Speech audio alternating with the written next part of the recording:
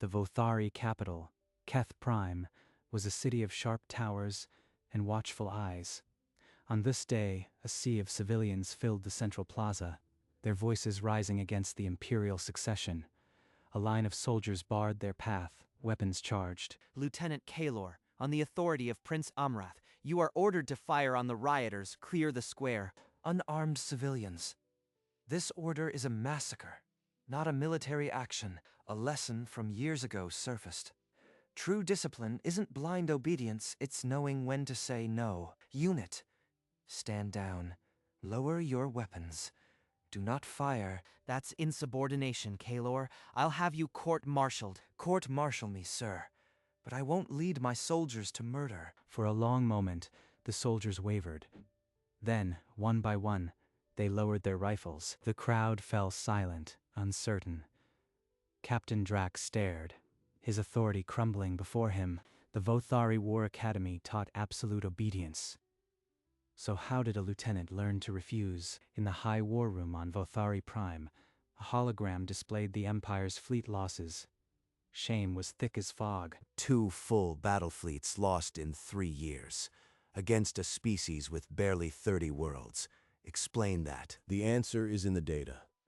Our officers carried out their orders to the letter. That's why we lose. The display shifted to after-action analyses. Every catastrophic loss traced back to one thing: blind obedience to flawed commands. We train them to never question, so they sail into traps. That's not valor, commandant, it's systemic failure. You expect a Terran civilian to fix our military. They have no concept of honor. A new hologram materialized, the debris field of the Fifth Fleet, thousands dead because no one countermanded a suicide order. If this is true, then maybe we must learn something other than blind obedience for the Empire's survival. The Emperor agrees. We've requested a Terran instructor, a command theorist by the name of Susan Chen.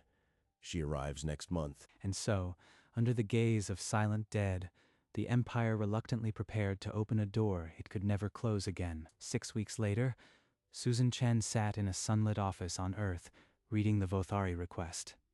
The room was quiet, the decision already made. They specifically asked for someone who could teach independent thought. Your record in crisis management is exemplary. I'll go. But teaching officers to question orders, that's a delicate line to walk. She arrived at the Vothari War Academy, under low gray skies, the black spires of the fortress school clawing at the clouds. A Vothari shuttle brought her to the main hangar, where Commandant Thrax waited with a gaze as cold as the hangar floor. Instructor Chen, I am told you are here to fix our officer corps. I doubt a civilian can teach warriors anything. I am not here to fix you, Commandant. I am here to offer a perspective. The results will speak for themselves. The Empire has survived 12 millennia on absolute obedience. Your perspective is an experiment, nothing more. He turned and strode away, leaving Susan alone in the vast hangar. She didn't flinch. The bigger the fortress, the more fragile its walls.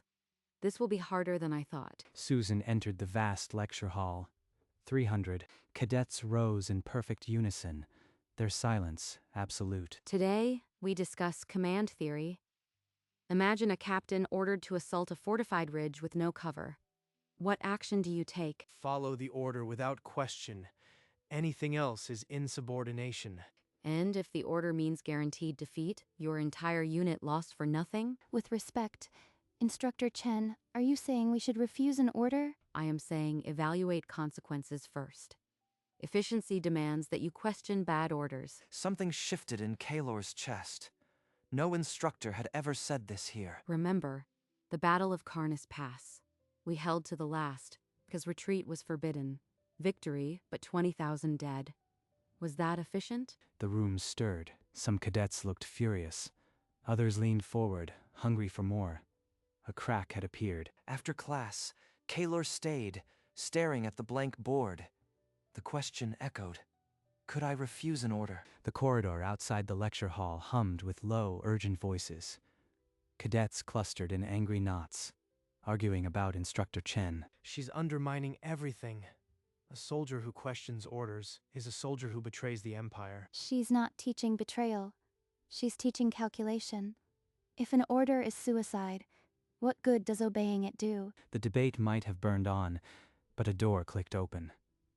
Susan Chen stepped into the corridor, and the noise fell away. Cadet Varan, your passion is noted. But before you accuse me of treason, look at the data. In 17 engagements against Earth, we lost ships because officers followed orders they knew were broken. How could you possibly know those numbers? That's classified intelligence. Because Terran Command gave me the file. We studied every battle. In 40% of your catastrophic losses, the orders were contradictory. Only one officer ever questioned them, and he was court-martialed. I've studied those battles. The officer who questioned was right. The fleet would have survived if they'd listened. Veron's jaw tightened, but the other cadets shifted. Some moved closer to Susan, their eyes bright with a dangerous new thought. In that moment, Kaylor knew the old way was a wall, and Susan Chen was a door. He would walk through it, whatever the cost. Commandant Thrax sat alone in his private office, the hollow screens dark. The cadet's argument had reached him, and he fumed. General Malak, I need you here now. That Terran woman has poisoned the entire cadet corps. She must be removed. Malak entered without a word and locked the door behind him. The sound was final. Remove her. For teaching cadets to think. You saw them. She's creating disloyalty. Obedience is the spine of our military. Malak activated a holographic display. The room filled with casualty lists and shattered fleet icons. This is what blind obedience costs us. The 5th Fleet lost. The 7th decimated. All because no one said no. The Emperor knows this. That's why he approved her. He's not blind to our failures. The Emperor approved this heresy. Thrax stared at the numbers. The old way was bleeding the Empire dry. He would not interfere again. But he would never trust it. In her next class, Susan projected a hologram of a Vothari fleet burning. The room went still. Battle of Torbus Gap. Captain Lorak was ordered to lead a frontal assault on entrenched Terran positions. He knew it was suicide, but he obeyed. 2,000 died. Today, you'll face a simulation at the same crossroads. An order that guarantees defeat. You must choose to obey or adapt. The simulation began. Kaelor saw the same impossible order scroll before him. Advance and hold point 42, a kill zone. Follow the order and lose everyone, or adapt and risk punishment. Susan taught me calculation before obedience. He countermanded. On the display, his virtual unit split, flanked, and survived. Nearby, Vylara did the same. 2 senior instructors, watching from the gallery, rose in anger. They had seen quite enough. The complaint was filed by sundown. The Academy Board had opened a formal review of Instructor Chen's methodology. They think an investigation will silence the lesson, but the cadets have already learned it. That can't be untaught. We'll testify. We'll tell them the truth. You didn't teach us treason. You taught us to survive. A week later, the doors of the lecture hall burst open. General Varric strode in, his uniform sharp as a blade, his eyes fixed on Susan. Instructor, Chen, I've heard the poison you spread. You teach cadets to question orders. That is an attack on the Empire itself. General, do you recall the Battle of Orin? The 42nd Regiment? The name Orin hung in the air like smoke. It was an old wound, a regiment lost to the last soldier, blamed on bad weather. What of it? The weather turned, the regiment was cut off. That's history. A holomap flickered to life on the board. The true battle logs appeared. Orders, movements, and the sealed conclusion. The regiment was ordered to hold a valley without air cover. You, General, were the staff officer who communicated that order. Did you not see the flaw? The commander followed your order without question. 3,000 died. A single adaptation could have saved them. That's not history. That's a failure to command. Varric's face went gray. The cadets saw it plainly. The general who preached obedience was part of the system that murdered its own. He knew. He always knew. Susan didn't just teach us history. She held up a mirror, and we finally saw the cracks. General Varick knelt before the Emperor in the vast throne room, his uniform still crisp, but his pride in tatters. Your radiance, the human woman, is a virus. She teaches disobedience.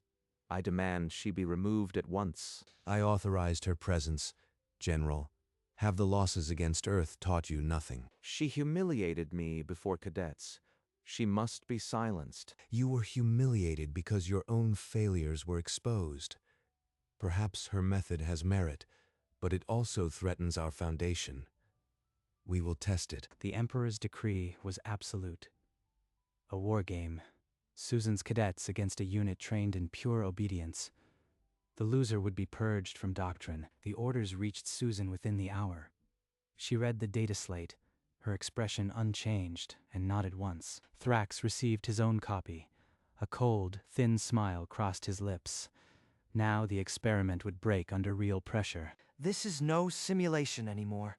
The Empire is daring us to prove the lesson right, or be crushed under its weight. Across the academy, cadets gathered in tight clusters. The war game would begin at dawn, and the future of Vothari Command would be decided in a single battle. Susan gathered her 20 cadets in a cramped seminar room. The air was thick with tension, but her voice was steady. Remember, the purpose is not to defeat the enemy. It's to survive the flawed order. When the test comes, trust your assessment, not your fear. In the simulation bay, Commandant Thrax stood before his hand-picked unit, Varan among them, rigid with conviction. Obedience is the soldier's only virtue. You will receive an order. You will execute it without hesitation. That is how we win. In the corridor, Kaelor and Varan met. The old comrades now stood on opposite sides of a widening chasm. You'll fail tomorrow, Kaelor. Your teacher has filled your head with dangerous fantasy. Loyalty is strength. Strength isn't blind, Varan. It's seeing the truth and acting on it. That's what she taught us. The argument ended with Varan turning his back. Kaelor watched him go, the weight of the coming test pressing on his shoulders. That night, the wargame chamber hummed with final preparations. Holo projectors aligned. The simulated battlefield materialized, a doomed valley exactly like Orin. At dawn, both units entered the simulation pods. Susan stood in the observation gallery, her face unreadable. The Empire held its breath. The simulation roared to life on the holographic battlefield. Thrax's unit received a stark command. Hold grid point 7, no surrender. Varan's voice crackled through the comms. By the letter, forward. The blue icons surged into a narrow defile. In an instant, the simulation enemy materialized on the high ground. Blinding red beams lanced down.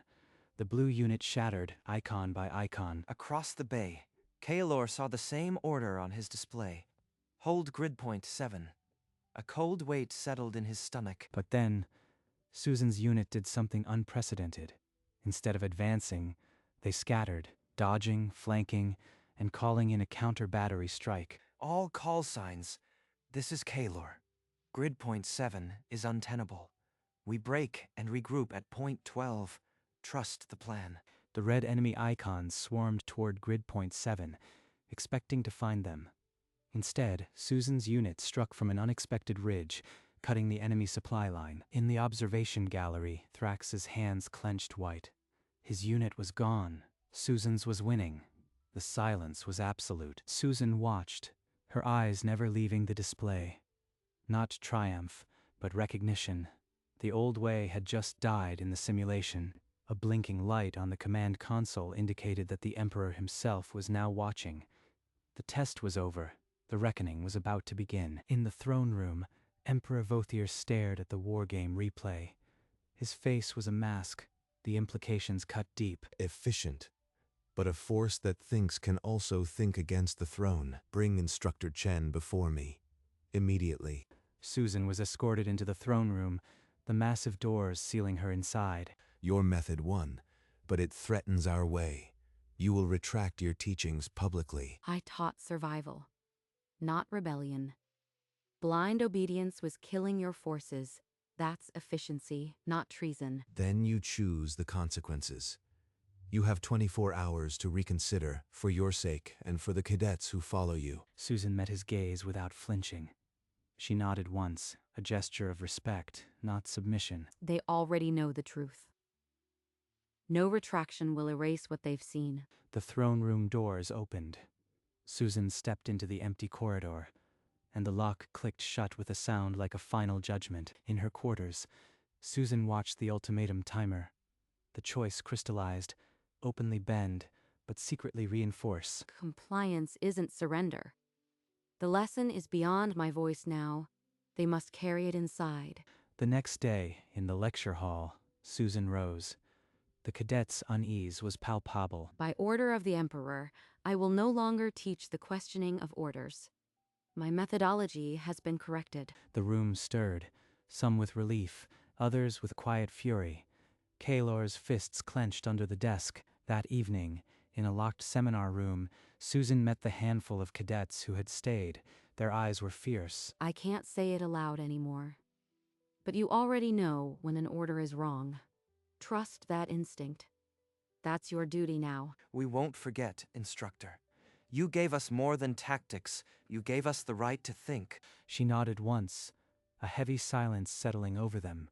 Then, one by one, they slipped away into the night. From that day, Susan Chen taught supply logistics and terrain analysis, but her real lesson had already taken root, and the Empire never noticed. 6 years passed.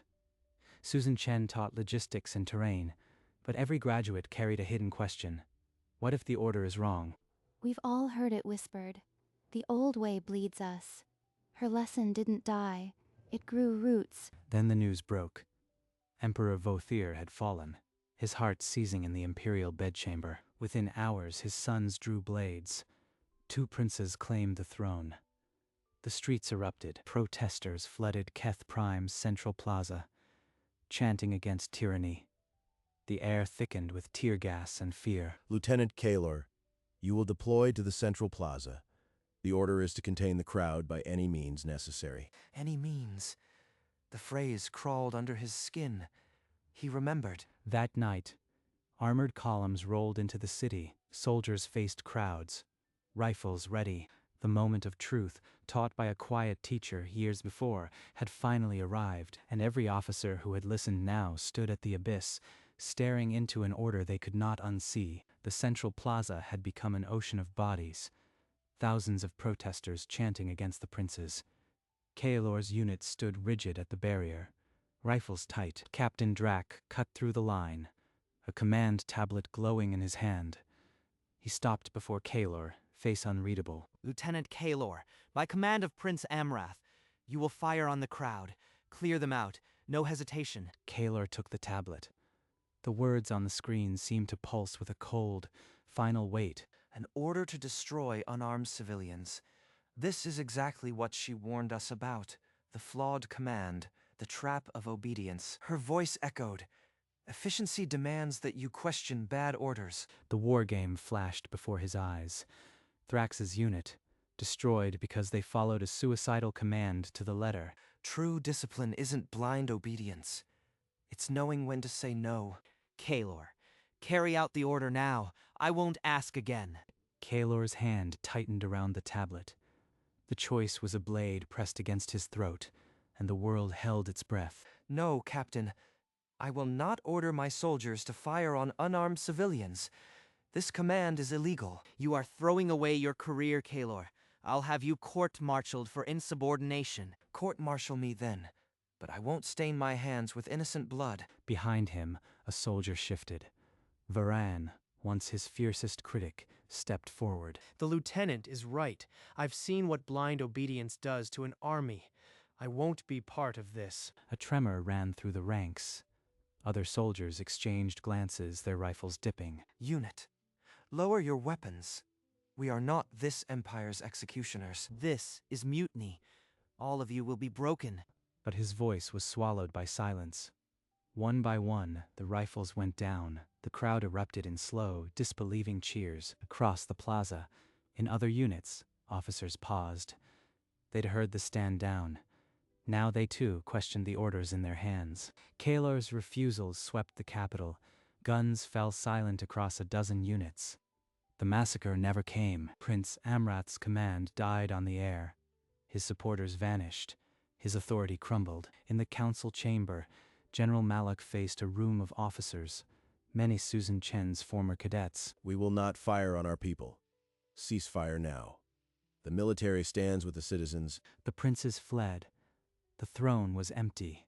12 millennia of dynasty ended in a night. A provisional council now governs. We will listen, and we will survive. News of the council flashed on the plaza holograms. The crowd erupted into cheers. Kalor watched with his unit. They had not fired. They had not bowed. Peace held for now. The Vothari dynasty fell without a single bullet striking an unarmed citizen. A new order took shape, built on a quiet teacher's lesson. True disobedience is sometimes the highest duty. On Earth, in a quiet house, Susan Chen sat before a flickering holoscreen. The galaxy's news had reached her at last. On the screen, Kalor's face was calm. I learned to question orders from an instructor named Susan Chen. She taught us to think. Kalor. They listened. They actually acted. The broadcast continued, but Susan only heard the echo. She taught us to think. I only taught logistics. But the seed she planted grew far beyond supply routes. Images of the plaza filled the screen. Rifles lowered, crowds cheering. A dynasty crumbled without blood. They did the impossible. And they thank me for a lesson I almost buried. In another interview, Kalor added, she gave us the courage to refuse tyranny. Susan switched off the screen and sat in silence, the weight of an empire's gratitude settling around her. The next morning, a small hollow tablet chimed on her desk. It bore a Vothari military seal. Instructor Chen, I wanted you to hear it from me. We refuse the order. The empire is changing, peacefully. Thank you. The signature read, Kalor, formerly lieutenant, now counselor of the Vothari transitional government. He did it. They all did, and he took the time to write to an old teacher. She reread the message once, then again. I taught them to question orders. I never imagined they'd question tyranny itself. Outside, her garden was still, the evening light softening the leaves. All I ever really wanted was for them to survive. A small smile touched her lips. The quietest revolution, it seemed, had been the loudest of all. She turned back to the garden, the weight of a changed empire resting as lightly as the evening. That evening, Susan Chen sat at her small desk and opened the journal she had kept since her first day at the academy. I never intended to start a revolution.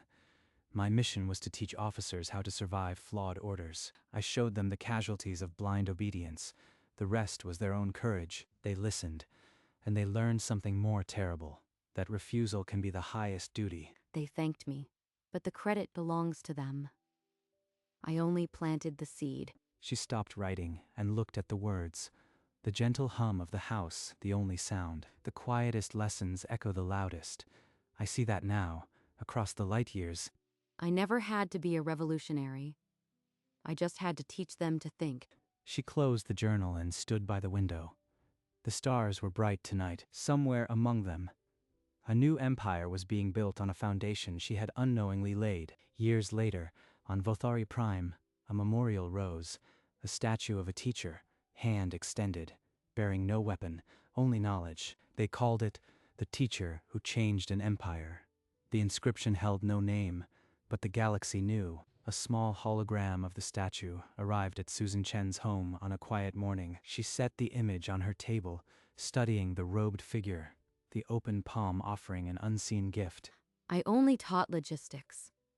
Yet there is a monument to a lesson I almost buried. She smiled, the lines of age deepening around her eyes, and turned back to the garden she had tended for decades. The roses were blooming, just as they had the day she first packed her bags for the academy, decades ago. She knelt among the flowers, her touch gentle on the stems, the afternoon sun warm on her back. Light years away, a young cadet stood before the statue, reciting the words everyone now knew. Question the order when it is wrong. And in the silence between stars, a teacher's lessons still echoed, quietly reshaping empires, one refusal of a wrong order at a time. In her garden, Susan Chen trimmed a single rose. its petals catching the last light of the day. She had never sought glory, only survival.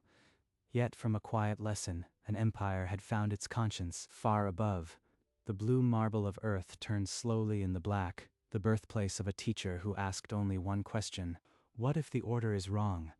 That question had become the seed of a new age. She taught them to think, and they changed a galaxy. She called it efficiency.